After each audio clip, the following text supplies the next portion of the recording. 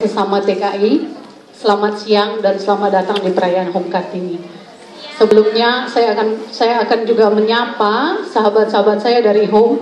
Ada Brother Jolovan, the one and only handsome man in Home. Ya, this Brother Jolovan, our executive director. Jadi setelah Sister Bridget sakit, lalu Brother Jolovan menggantikan fungsi Sister Bridget. Lalu ada Sister Sisi, my lovely dear sister, Sister Sisi Sukiyato, yang setia bersama kita orang-orang Indonesia untuk sama-sama membangun ya kemajuan Indonesia. Ada yang tahu nggak tema kita hari ini apa? Tema fashion show batik. Tema perayaannya Hari Kartini, nama perayaannya. Tema membaca. Ya, dulu ada buku LKS kan waktu SD, gemar membaca. Pada gemar membaca nggak? Pada gemar membaca nggak ini? Gemar dong. Oke. Kenapa kita pilih membaca? Ya, karena menurut kita bahwa dengan membaca ada dunia baru yang biasanya kita bisa masuk lalu kita gali sehingga pemahaman kritis itu bisa keluar. Sekarang saya tantang mbak-mbak semua, saya mau tahu. Ada yang tahu nggak kenapa R.A. Kartini yang dipilih menjadi pahlawan emansipasi perempuan? Apakah tidak ada perempuan yang lain sebelum R.A. Kartini? Tidak ada. Ada nggak? Siapa? Bisa kasih tunjuk, kasih tahu nama sama saya satu orang. Ada Cut Nyadin, terus? Ada Cut Mutia. Ya.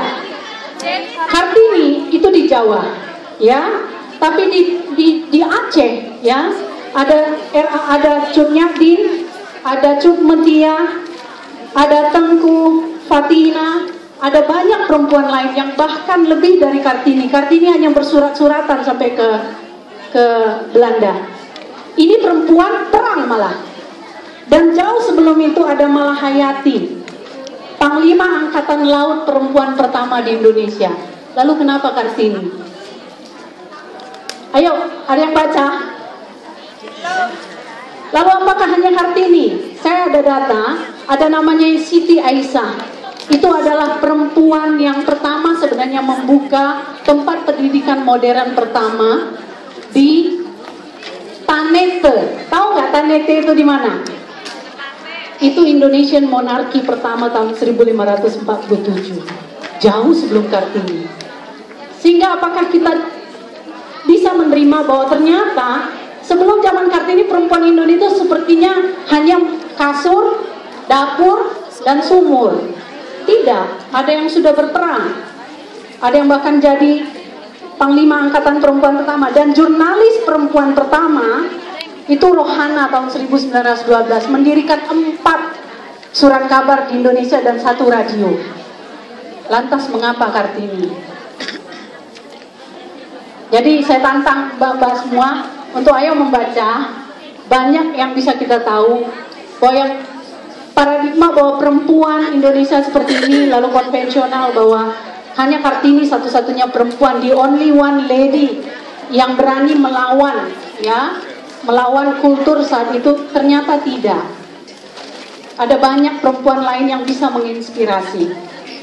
Ya, flashback bagi saya tahun ini sangat monumental bagi perayaan Home Kartini karena tahun ini kita baru pertama sekali mendirikan Home Academy 3 yang khusus cater untuk Indonesian TKI ya, perempuan dari Indonesia. Ada Home Academy 1 dan 2, tapi ada yang 3 yang khusus untuk Indonesia dengan harapan komunitas TKI Indonesia menjadi lebih solid. Dan saya luar biasa. Ini perayaan Home Kartini yang ketiga di Home. Dulu hanya 100 orang, 80, lalu yang kedua 200 orang. Sekarang sampai 300 orang. Ya. Harapan kita ke depan ada Sister Sisi di sini yang terus concern dengan edukasi perempuan Indonesia. Silahkan hubungi, kita lagi pembukaan untuk pendaftaran di Home Academy. Ayo join bersama Home Academy. Ini menurut saya ini satu-satunya akademi yang dirun oleh domestic worker dan untuk domestic worker. Kita percaya bahwa kawan-kawan dari Indonesia itu ada talent, ada sesuatu.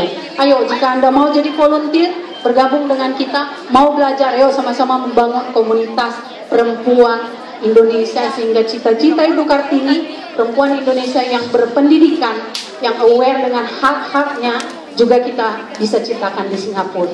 Sekian dan terima kasih.